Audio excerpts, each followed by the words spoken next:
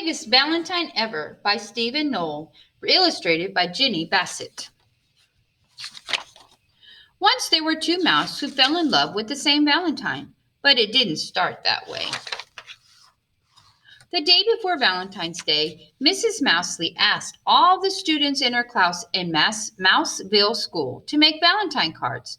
The two friends, Clayton and Desmond, decided to make a card together and give it to Mrs. Mousley as a surprise. Clayton cut out a big heart out of cardstock. Desmond made a heart-shaped hole in the middle. Desmond cut out small pink letters and pasted them around the hole. Then they added a few more. Clayton glued glitter on the hearts, and then he glued on some more glitter. He stepped back. "You put too many hearts on," Clayton said. Desmond was upset. "You put too much glitter on the hearts." "Well, why did you make the hole in the middle?" asked Clayton. "I thought it looked nice," said Desmond. "It doesn't look nice. It looks awful," yelled Clayton. "I think it looks very nice," said Desmond, frowning. They glared at one another. "I don't want to make a Valentine with you," yelled Clayton. "I don't want to make a Valentine with you," yelled Desmond. They tore their Valentine in half.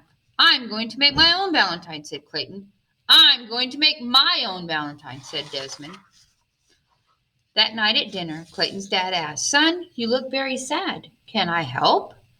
Clayton hung his head. He told his dad about the Valentine. Clayton's dad thought for a moment. "You guys may make nice Valentines on your own, but I think you would make a nicer Valentine together." And at the same time, over at Desmond's house, Uncle Vernon said exactly the same thing. But Clayton didn't listen to his dad. He marched back to his room and he began to make his very own Valentine.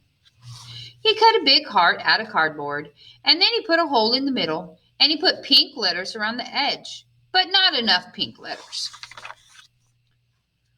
Then Clayton put glitter on the hearts, but it was too much glitter. He stepped back and he looked at his Valentine. It wasn't right. At the same time, Desmond was making his very own Valentine. He cut a big heart out of cardboard, but he wasn't very good at cutting large things, and the heart was a little lopsided. He made a neat heart-shaped hole in the middle, but then he put too many hearts around the hole. He sprinkled on some glitter, but not enough glitter. Desmond stepped back and looked at his Valentine. It just wasn't right. The next morning, Clayton and Desmond took to the school bus.